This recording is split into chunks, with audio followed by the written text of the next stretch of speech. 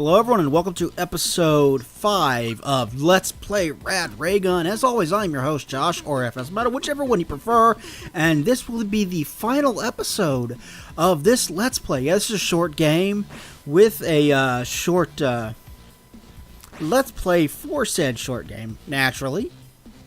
Almost made it. As always, this Let's Play will be followed by a video review of the game.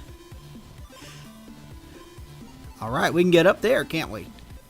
This Let's Play will be followed by a video review of the game, and then I will get to it for another Let's Play later on down the line. I believe my next Let's Play is going to be on the game Metal Slug, the first one. We've already done Metal Slug X, which is Metal Slug 3, altered version of it, and we've done Metal Slug 2.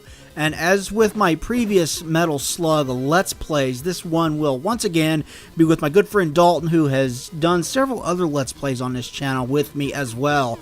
He did Diablo 2 with me, which was a lot of fun, and we really need to get around to doing Diablo 3. That'll be fun. He did, what else did he do with me? I'm drawing a blank.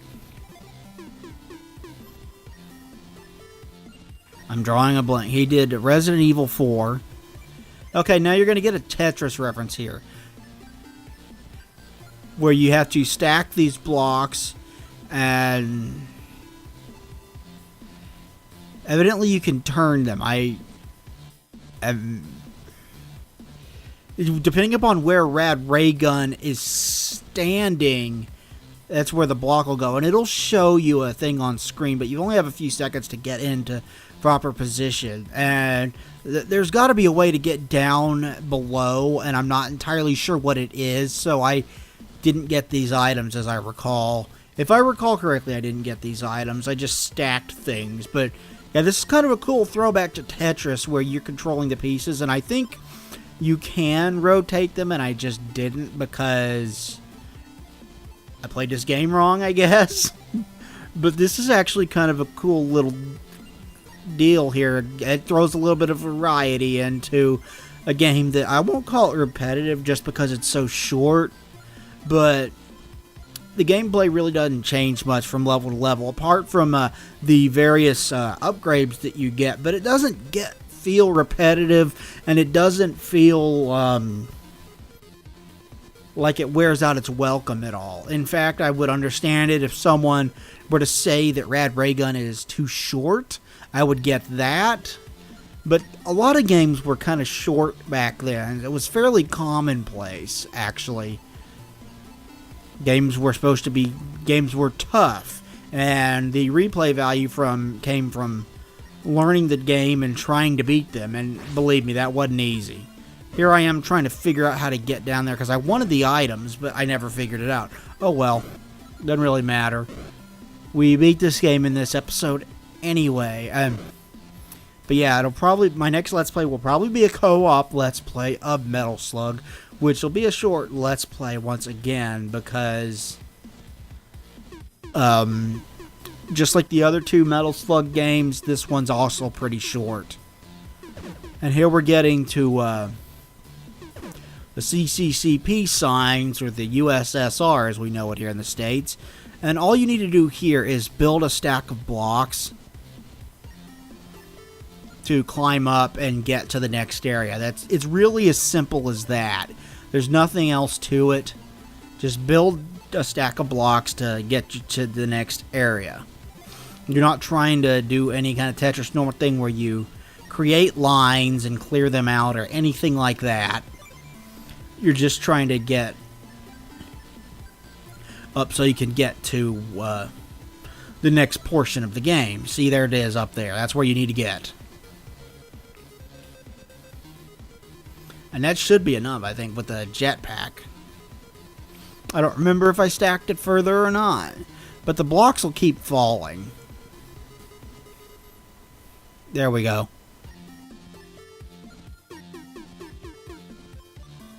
But yeah, this is the last level of the game, with the last boss at the end of it, of course. And considering you're in Russia, it was kind of nice to have the little throwback to Tetris there, since, you know, that was created by a Russian, actually, originally.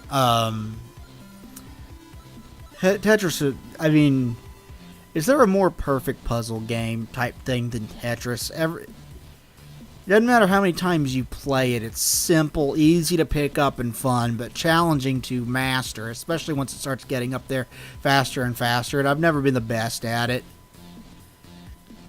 I'd have to practice a lot more to get better at it and notice different patterns and things like that, how things will stack to work out the best for playing through the game. And I'm again, post-commentating. I'm post-commentating this entire thing.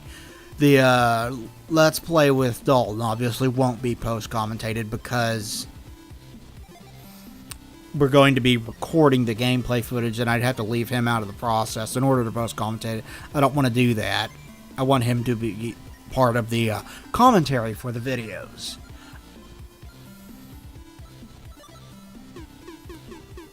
So I picked up Transhuman by Believer. I went to what's it called? Movie Trading Company.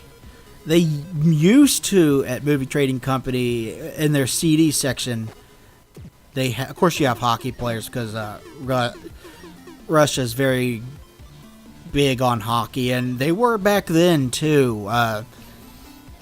The USSR team was actually pretty damned good back in the 80s and 70s as well. And of course we had the 1980 hockey team, the U.S. hockey team that managed to beat them. And I know they had a game after that was the actual gold medal game, but that might as well have been the gold medal game when they beat the USSR and Vladislav Tretiak, one of the best goaltenders to ever strap on skates. But yeah, I picked up. They used to have a metal section in their collection of CDs, and I always liked that because it makes it like, I'm a metalhead. I'm sure you guys know that. It makes it easy to just go straight there and look through and see what they have. But they don't have that anymore. They just threw all the various heavy metal albums that they have in with all the hard rock stuff and classic rock that they have. That's kind of frustrating because now I have to look through a much, much larger section of CDs to find the heavy metal in it. But I did that today, and I looked through there and I found the latest album by Believer. And you guys might recognize that name. Either you know the band, which they're kind of obscure, or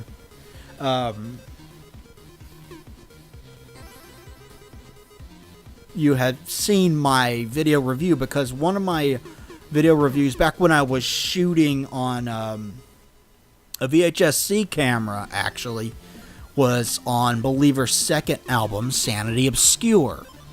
And that's a darn good technical thrash metal album. I enjoy it quite a bit. And I said as much in my video review, and I go down here and I get hurt. Oops. But finding their albums just in the wild, so to speak, like you go to a record store and find a used copy of them or whatever, is easier said than done. It is not common to run across them. So I ran across their newest album, 2011 album, Transhuman, which I haven't heard anything of their newer stuff, and I've heard that they changed styles and that a lot of fans weren't very happy with them changing styles. But I haven't heard it for myself, but I saw the Believer album and I was like, oh, okay, I definitely have to get that, because I love the older stuff at least, and there's a chance I could love it, there's a chance I couldn't. But I'm always looking for good, obscure metal to put into my collection, and that's exactly what this is. So I'm pretty excited to have that. I haven't gotten a chance to listen to it yet because I've been busy doing other things like editing and recording this particular video and packing up an album to ship out tomorrow. Because I believe I've mentioned before that I sell records on eBay, and we won a lot of Black Sabbath and Ozzy albums, and at least half of those albums were not in good shape at all. But all of them sold, and all of them sold quickly, man. And every single one of them sold for a bare minimum of $10. So we made a nice profit on every single one of them, which is awesome. I was really happy that all of it sold. But the last one sold today, and that was the Eternal Idol, which is one of the Tony Martin era albums, which Tony Martin was their last singer in their original run before they got back together with Ozzy and made the album 13. And some of that stuff is actually pretty darn good. Eternal Idol is one of the better ones, so I don't think it's the best. I think the best from that era is the Headless Cross. But I was glad to get to hear the Eternal Idol. At last I found you, Medved. Yes, Rad, before you can face me, can you face yourself? Well? Okay, I thought we would have a Dark Shadow version of you by now. Save it for the sequel. I'm kicking your butt now. Okay, this is the final boss. This is, Medved. And he's like this nuclear rocket-powered bear thing. He's actually pretty cool. But he'll transform into this. And then you have to run from him. And turn around and fire. And he's actually not that difficult to beat.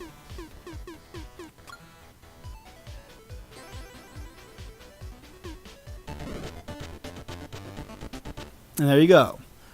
And so the Soviet Union ended, and nuclear war was averted. The 1980s were saved. We saved the 1980s, guys! And nothing bad at all happened for the next 30 years. I mean, you say that. Not. Of course, it's the 80s. You have to get in a not joke somewhere, right? This tie is black. Not. Okay. That is the Virtual Boy, in case you don't recognize it. That was, I believe that was the last thing that Gunpei Yokoi created. Rad Raygun. Interesting.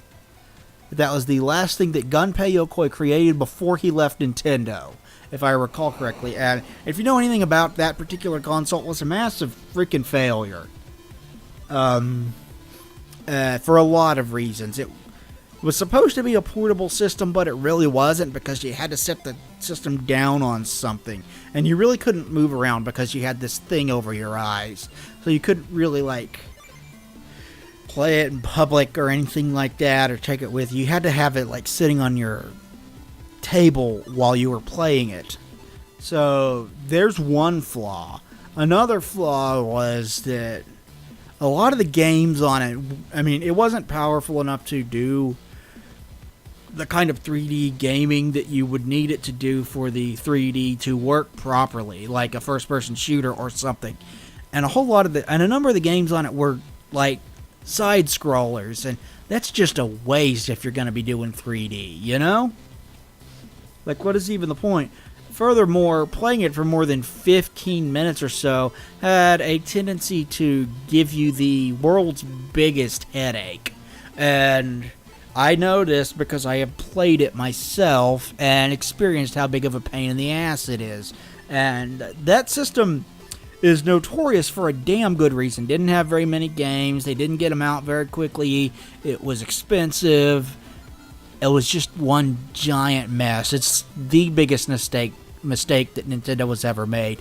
And I hate to say that, because Gunpei Yokoi does deserve a lot of credit. And he went on to create something else good, like the Wonder Swan Color and the Wonder Swan in Japan were highly regarded handhelds there. It was, think of the Neo Geo Pocket Color. The Wonder Swan was similar in look and feel to that. Or at least the Wonder Swan Color was. The Wonder Swan was the black and white version of it. It looked like a 16-bit style game. Graphics similar to maybe not quite as sharp as, but similar to the original Nintendo. Not the original Nintendo, the Super Nintendo, rather. Anyway, thank you everybody for watching. Please like, comment, and subscribe down below. It would be greatly appreciated. We'll talk to you guys next time. Thanks everybody, and goodbye.